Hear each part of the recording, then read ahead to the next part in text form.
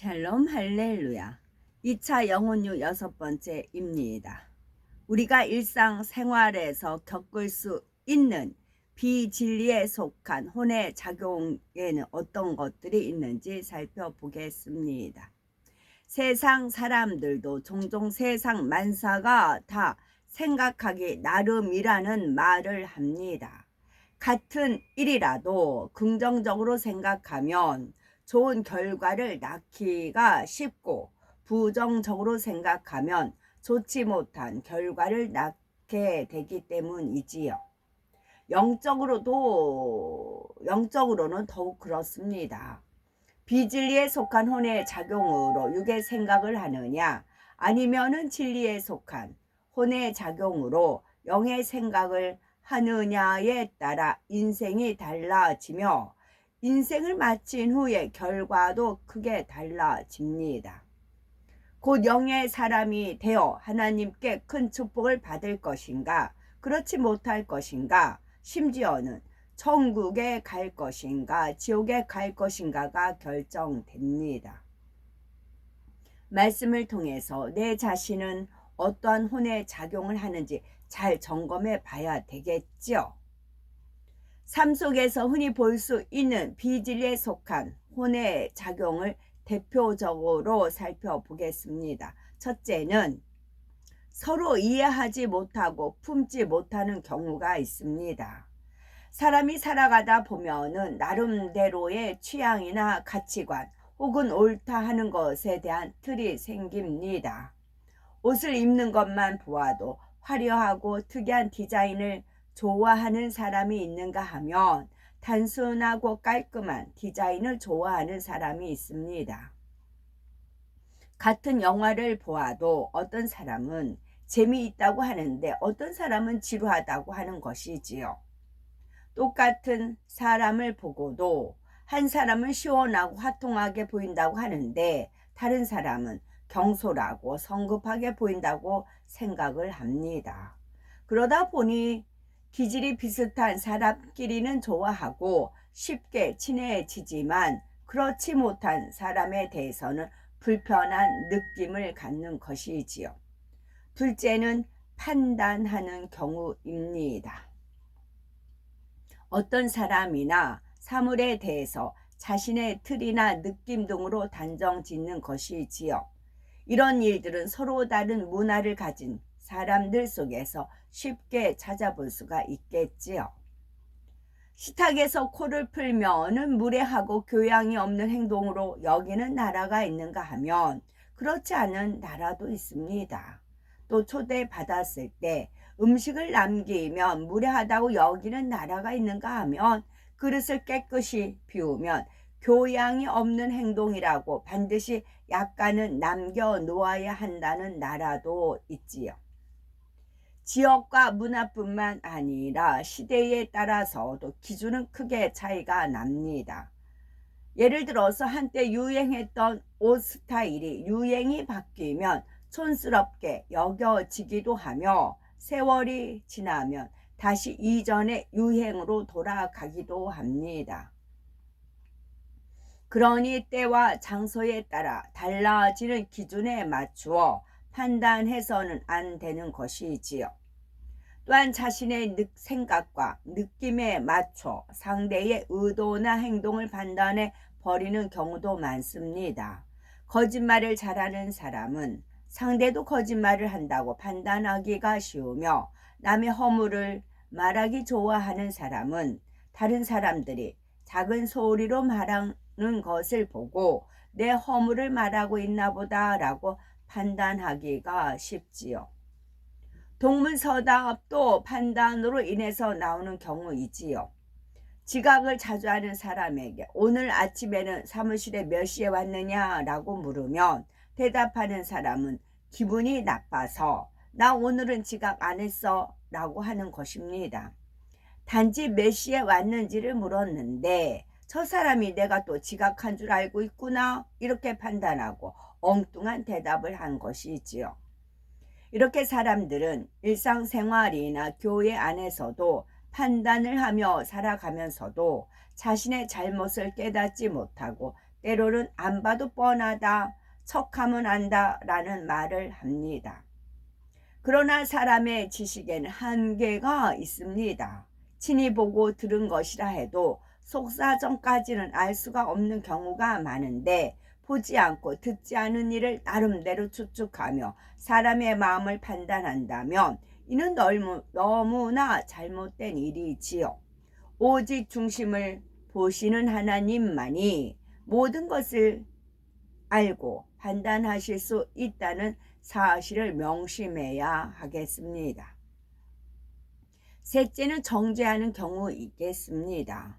자신의 생각에 맞추어서 상대를 판단할 뿐만 아니라 더 나아가 정죄까지 내리는 것이지요. 눈이 나빠서 알아보지 못하고 지나가는 사람에 대해서 눈이 마주치고도 왜 인사하지 않을까라고 판단만 하는 것이 아니라 저 사람은 너무 교만해서 아나 무인이야 하고 정죄를 내리는 사람도 있습니다. 이처럼 상대를 판단 정죄할 때 이미 그는 하나님처럼 교만해진 것이고, 이로 인해서 하나님 앞에서 스스로가 정죄받게 되는 것입니다. 더구나 세상 사람들은 영적인 일들을 들으면 자신의 지식과 틀 속에서 이해하지 못하므로 판단 정죄가 나옵니다. 병원에서도 고치지 못할 병을 기도받고 치료받았다고 간증하면 설마 기도만 받고 어떻게 병이 치료되나, 약도 먹으면서 기도를 받았겠지 하거나 기분상 나아졌다고 착각하는 것이겠지라고 판단을 합니다. 때로는 간증하는 사람이 거짓말을 하고 있다고 정죄하는 경우도 있는 것이지요. 또한 하나님의 능력으로 홍해가 갈라지고 해와 달의 운행이 멈추었다거나 쓴물이 단물로 변하는 성경상의 기적들에 대해서도 거짓으로 지어냈다고 정죄합니다. 한치 앞도 모르는 인생이 전능하신 창조주 하나님의 역사를 판단하고 정죄하는 어리석음을 범하고 있는 것이지요. 어떤 사람들은 하나님을 믿는다 하면서도 성령의 역사를 판단 정죄합니다. 환상을 보았다라거나 계시를 받았다 하면 잘못되었다, 신비주의다라고 하지요. 이런 일들은 분명히 성경에도 기록된 하나님의 역사인데 자기 나름대로 만들어온 신앙의 틀 속에서 성령의 역사를 정죄하는 것입니다. 심지어는 자신의 기준에 맞춰서 하나님까지도 감히 판단 정죄하지요. 선악과를 두신 섭리에 대해서 모르면서 아담으로 하여금 선악과를 먹고 범죄하여 고통받게 하셨으니 나쁜 하나님이라고 합니다. 이런 것들은 하나님 앞에 큰 죄의 담이 되고 자칫하면 성령 해방 모두 거역의 죄를 범하여 회개할 기회조차 얻지 못할 수도 있음을 알아야 하는 거지요. 넷째는 말을 잘못 전달하는 경우입니다. 실생활에서 말을 잘못 전달하는 경우가 많습니다. 주변이 시끄럽고 소리가 잘 안 들려서 원래 내용을 다르게 듣고 전달하는 경우가 있지만, 문제는 내용을 잘 들었는데도 자신의 생각과 느낌을 섞어 변질시키는 것이지요. 사실 들은 내용을 문자 그대로 전달한다고 해도 표정과 소리의 크기 등으로 인해서 전해지는 의미가 달라집니다. 똑같이 야 하고 상대를 불렀다 해도 작고 친근한 목소리로 야 하는 것과 거칠고 성난 목소리로 야 하는 것과는 전혀 다른 것이지요. 하물며 상대의 말이나 표현을 그대로 옮기지 못하고 자신의 표현으로 바꾸어 전하면 원래의 의미와 달라져 버립니다. 성경에도 이런 일이 기록되어 있지요. 요한복음 21장을 보니 부활하신 예수님께서 베드로가 앞으로 순교할 것을 알려주십니다. 이때 베드로가 요한에 대해서 여쭙자 예수님께서는 내가 올 때까지 그를 머물게 하고자 할지라도 이게 무슨 상관이냐, 너는 나를 따르라 하시지요. 곧 주님께서 재림하실 때까지 요한이 죽지 않는다 해도 베드로가 상관할 일이 아니라는 말씀인데, 제자들은 예수님께서 그가 죽지 않겠다라고 말씀하셨다고 엉뚱하게 전합니다. 이런 예들은 일상생활 속에서도 많이 찾아볼 수 있지요. 원래의 내용에서 과장하거나 축소하기도 하고, 심할 때는 전혀 엉뚱한 말로 바꾸어 전하는 것입니다.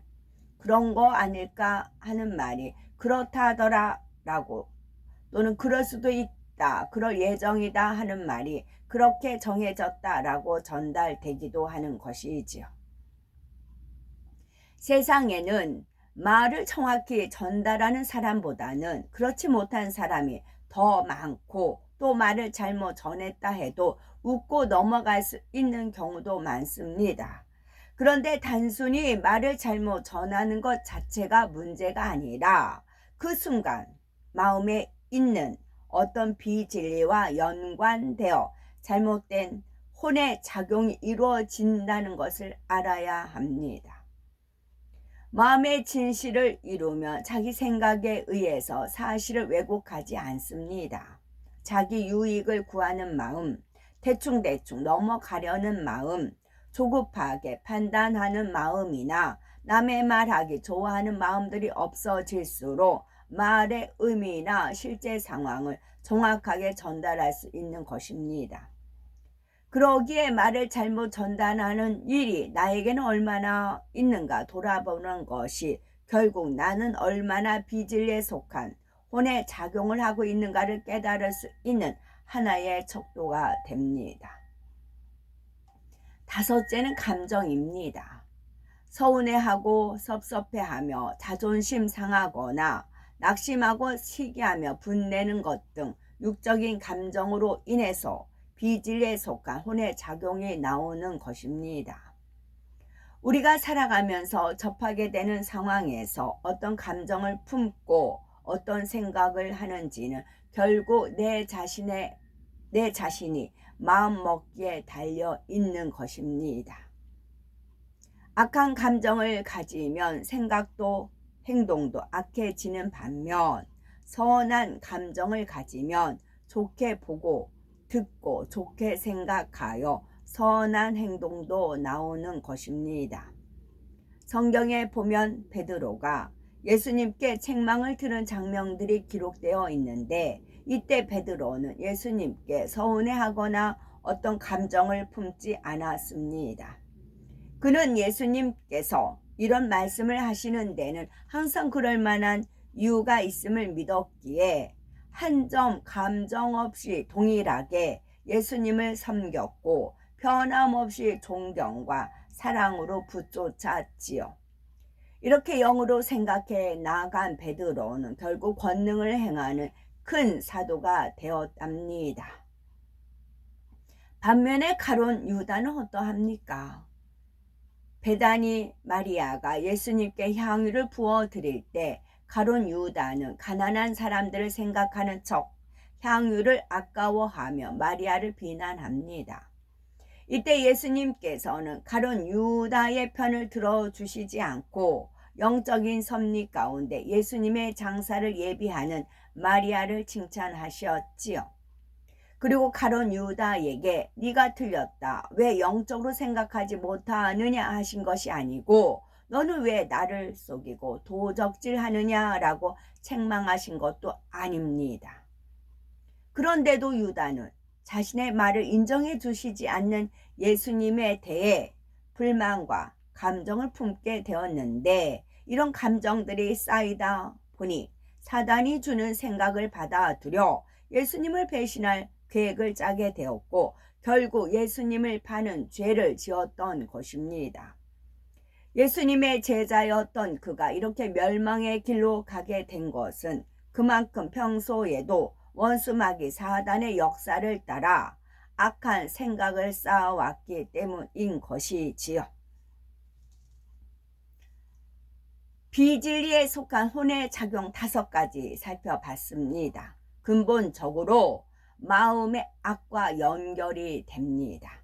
이러한 비진리에 속한 혼의 작용들은 영의 생각이 아니라 육신의 생각이기 때문에 결국 사망을 낳게 되며 또 마음에도 평안이 임하지 못합니다. 그러므로 내 자신 스스로를 잘 점검하여 비진리의 생각들을 신속하게 버리고 온전히 진리로 듣고 보고 생각하고 말하고 행동할 수 있어야 되겠지요. 비진리에 속한 혼의 작용 5가지 정리합니다. 첫째는 서로 이해하지 못하고 품지 못하는 경우입니다. 반대면 이해하고 품어주고 배려하고 상대편 입장이 되어주면 되는 것이지요. 두 번째는 판단하는 경우입니다. 판단을 하는 자는 그대로 판단을 받고 헤아리는 자는 그대로 헤아림을 받는다. 하나님 말씀이 계시지요. 그러나 신령한 자는 그 누구한테도 판단받지 않는다. 그런 말씀도 있습니다. 세 번째는 정죄하는 경우 마찬가지.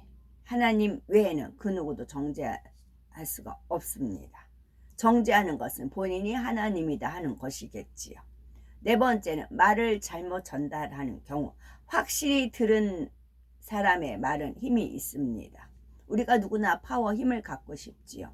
하나님의 말씀을 확실히 듣고 보고 배웠을 때 힘이 있는 것입니다. 말을 잘못 전달하는 경우가 있습니다. 마지막으로 감정입니다. 좋은 감정을 가져야 되겠죠. 아멘.